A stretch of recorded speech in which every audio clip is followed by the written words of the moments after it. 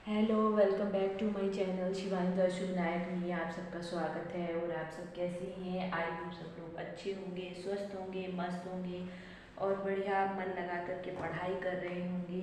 जैसे कि आज मैं आपके लिए लेकर के आई हूँ आहार नियोजन से संबंधित प्रश्न, यानी कि हमारी आहार आरडीए जो हमारी आहार तालिका होती है उसके अनुसार हमें आहार पर डे क्या क्या कितना लेना चाहिए। जैसे कि आप प्रोटीन्स हैं आपका, हमें प्रोटीन कितना लेना चाहिए पर डे, या फिर अपने वेट के अकॉर्डिंग कितना प्रोटीन हम लोग खा सकते हैं, फैट कितना खा सकते हैं बसा यानी कि, और जैसे कार्बोहाइड्रेट हमें कितना लेना चाहिए, एक गर्भवती महिला को क्या क्या नहीं खाना चाहिए और क्या क्या खाना चाहिए। आज हम और एक बच्चे शैशवावस्था में और आपका बाल्यावस्था में, किशोरावस्था में हमें कितना फैट, कितना कार्बोहाइड्रेट और कितना प्रोटीन्स लेना चाहिए, कितने मिनरल सॉल्ट खाना चाहिए, उन सब पर हम लोग चर्चा करेंगे। तो आइए वीडियो का करते हैं स्टार्ट। सबसे पहला प्रश्न है आपका, बच्चों में मस्तिष्क के विकास के लिए आवश्यक घटक कौन सा है? तो बच्चों में मस्तिष्क के विकास के लिए ओमेगा 3 के कैप्सूल आते हैं, आप लोगों ने सुना होगा। तो बच्चों के मस्तिष्क के विकास के लिए काफ़ी अच्छा होता है। एक व्यक्ति को प्रतिदिन कितना मूत्र विसर्जन करना चाहिए? तो ये आपको 1200 से ले 1500 ml प्रतिदिन, ठीक है, पर डे मूत्र विसर्जन करना चाहिए। यानी कि हमें लगभग एक दिन में 8 से 10 गिलास, तो नॉर्मल बता रही हूँ मैं, पानी 8 से 10 गिलास रोज पानी पीना चाहिए हम लोगों को। और हमें जो हम मूत्र विसर्जन करते हैं वो 1200 से लेकर के 1500 ml तक पर डे विसर्जन करना चाहिए, ठीक है। वह प्रोटीन जो सर्दी व फ्लू से लड़ने में मदद करती है। तो ये है आपकी ग्लोबुलिन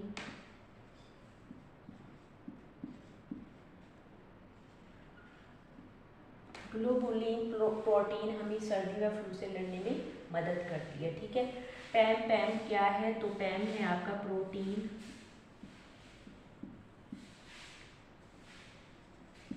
एनर्जी माल न्यूट्रिशन,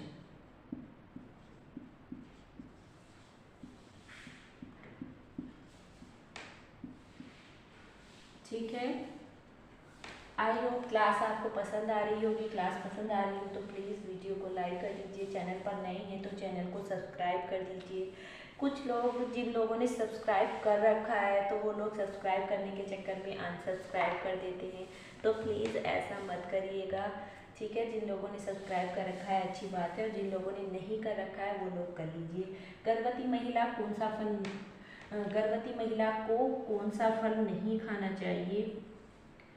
तो गर्भवती महिला को पपीता नहीं खाना चाहिए, ठीक है। गर्भवती महिला के लिए पपीता का जो फल होता है वो लाभदायक नहीं होता है, तो वो नहीं खाना चाहिए। आहार नियोजन में आरडीए का क्या रूप है? तो आरडीए को कहते हैं हम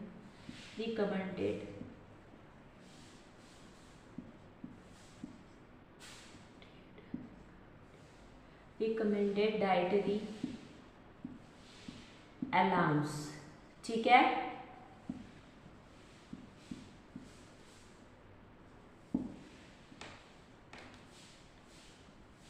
अलाउंस ये वेरी इंपॉर्टेंट है। पैन भी आपसे बार बार पूछा जा सकता है, ठीक है। पैन की कमी से कौन सा रोग होता है? तो आपका होता है ऊर्जा प्रोटीन कुपोषण, ठीक है।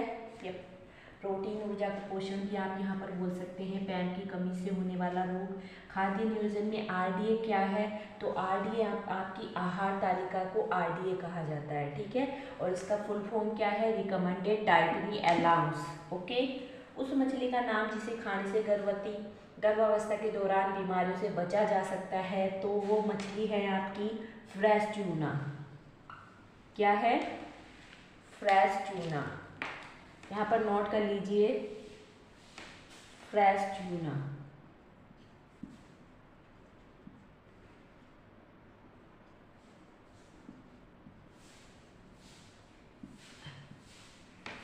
ठीक है। नेक्स्ट है, एक वयस्क के आहार में प्रोटीन की आवश्यकता होती है। तो एक वयस्क के आहार में 1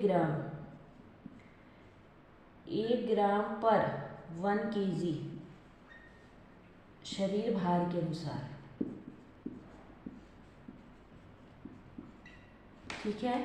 यानी कि अगर आपके अंदर 35 किलो वजन है तो आपको 35 ग्राम प्रोटीन खाना चाहिए। अगर आपके अंदर 75 किलो वजन है तो आपको 75 ग्राम प्रोटीन खाना चाहिए। यानी कि एक वयस्क व्यक्ति को 1 किलो वजन के हिसाब से 1 ही ग्राम प्रोटीन खाना चाहिए, ठीक है। पीने के पानी का TDS कितना होता है? तो ये होता है आपका 50 से 150 mg पर लीटर, ठीक है। 50 से 150 mg पर लीटर। ये प्रश्न काफ़ी बार पूछा जा चुका है और पूछे जाने की संभावना भी है। तो आप लोग इन छोटी छोटी चीज़ों को बहुत अच्छी तरीके से याद रखना है आप लोगों को। आहार तालिका के लिए आवश्यक है, तो किस चीज़ की आवश्यक है? फूड लिस्ट की, ठीक है। आहार तालिका के लिए फूड लिस्ट की, यानी कि आहार तालिका बनाते समय हमें फूड लिस्ट का पता होना चाहिए कि हम अपनी आहार तालिका में क्या क्या फूड इस्तेमाल कर रहे हैं, क्या क्या फूड हम इसमें डालेंगे, ठीक है। तो आई होप आपको इतना समझ आ रहा होगा। नेक्स्ट क्वेश्चन है आपका, आहार सर्वेक्षण की एक विधि है। ये आपको दिखाई नहीं दे रहा है, मैं ऊपर लिख देती हूँ, ठीक है। नेक्स्ट क्वेश्चन है आपका, हरी पत्तेदार एवं पीली सब्जियों का सर्वोत्तम स्रोत कौन सा है? तो ये है आपका बीटा कैरोटीन, यहाँ पर लिख लीजिए।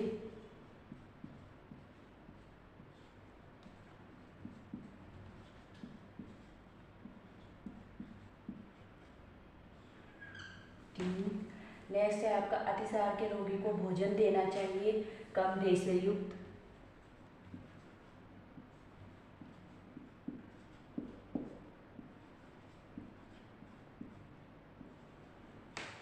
ठीक है। नेक्स्ट है आपका अनाज में क्या पाया जाता है? तो अनाज में आपका कार्बोज पाया जाता है।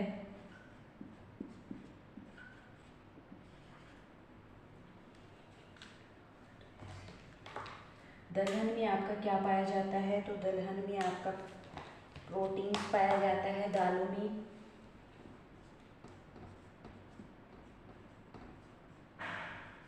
ठीक है। तेल में आपका क्या पाया जाता है? तो तेल में आपका कैलोरी पाया जाता है, यानी कि तेल से आपको ऊर्जा अधिक मिलती है, ठीक है। पपीते में आपकी कौन सी विटामिन है? Vitamin A. संतरा में कौन सी विटामिन है? Vitamin C. खजूर में क्या पाया जाता है? तो खजूर में लोहा यानी कि आयरन पाया जाता है। अगर आपके बच्चे में आयरन की कमी है तो उसको दूध से खजूर खिलाइए। रागी में क्या पाया जाता है? रागी में कैल्शियम पाया जाता है।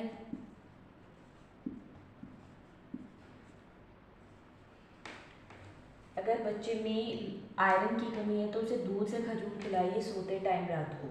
बिल्कुल भी आपको किसी सिरप की ज़रूरत नहीं पड़ेगी, किसी दवाई की ज़रूरत नहीं पड़ेगी और आयरन की पूर्ति अपने आप से हो जाएगी, ठीक है।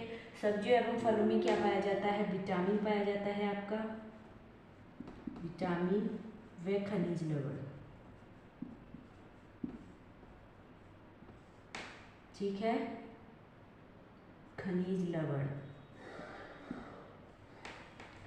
नेक्स्ट आपका आता है, शर्करा के लिए गुर्दों का थ्रेशोल्ड मूल्य क्या होता है?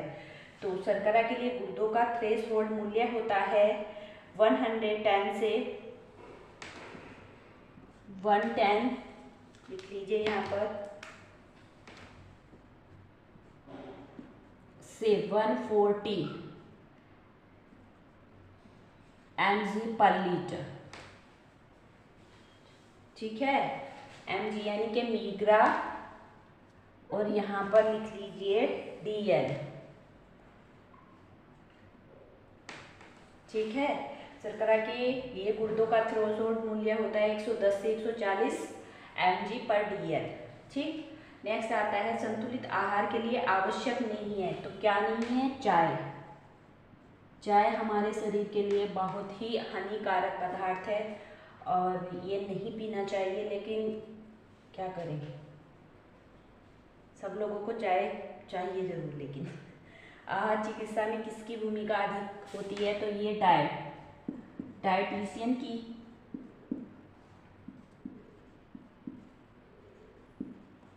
डायटीशियन की भूमिका अधिक होती है आहार चिकित्सा में। मेयोनीज बनाने के लिए किस इमल्सिफायर का प्रयोग किया जाता है? तो मेयोनीज बनाने के लिए लेसिथिन। अगर कहीं पर भी आपको इमल्सिफायर वर्ड दिखाई देगा या मेयोनीज दिखाई देगा तो आपको आंख बंद करके लेसिथिन पर टिक कर देना है।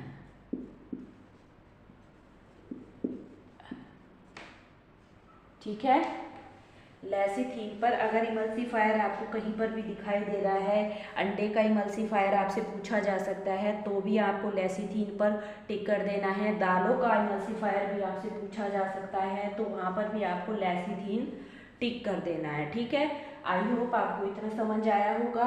अब यहाँ पर थोड़ा सा डिस्कस कर लेते हैं हम लोग ओरल में। जैसे कि आपसे पूछा जा सकता है कि सब्जियों के रेशे छूने में कैसे होते हैं, इस तरीके के क्वेश्चन भी आपसे पूछे जा सकते हैं। 2019 के टीजीटी होम साइंस के पेपर में आप उठा करके देखिए, वहाँ पर पूछा गया है कि सब्जियों के रेशे छूने में कैसे होते हैं, ठंडे होते हैं, गर्म होते हैं या फिर कैसे होते हैं। तो सब्जियों के रेशे छूने में ठंडे होते हैं। ठीक है, और सबसे एक चीज़ और यहाँ पर फैसोई किससे रिलेटेड है? ठीक है, फैसई का संबंध किससे है? तो फैसई का संबंध फूड से है। और फैसई का पूर्ण रूप क्या है, पूरा रूप क्या है? तो फैसई का पूरा रूप है आपका food safety and standards authority of India. ठीक है, food safety and standards authority of India. मैंने लास्ट वीडियो में आपकी फूड से रिलेटेड, आहार तालिका से रिलेटेड या आहार एवं पोषण विज्ञान से रिलेटेड बहुत सारी एब्रीविएशन यहाँ पर बना करके डाली हुई है। तो प्लीज़ आप उस वीडियो को ज़रूर देखिएगा और अपनी नोटबुक में नोट कर लीजिएगा और याद कर लीजिएगा अच्छी तरीके से। आपके लिए काफ़ी हेल्पफुल होने वाला वीडियो है वो, जिसमें मैंने एब्रीविएशन बना करके डाली हुई हैं। ठीक है, इतना आपका आहार नियोजन से रिलेटेड हुआ। और नेक्स्ट वीडियो में हम लोग पढ़ेंगे,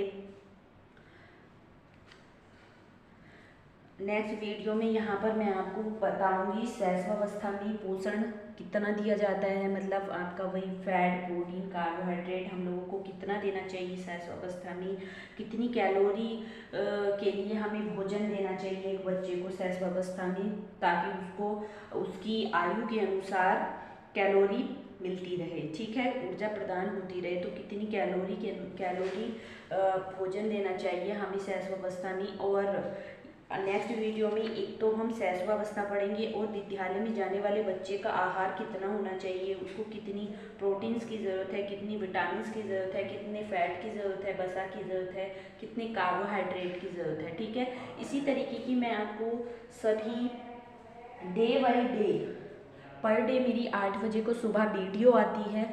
तो सब लोग वहाँ पर जितनी भी वीडियो आ रही हैं सब फूड एंड न्यूट्रिशन से आ रही हैं और आपके टीजीटी पीजीटी होम साइंस के पेपर में काफ़ी हेल्पफुल होने वाला वीडियो है मेरा।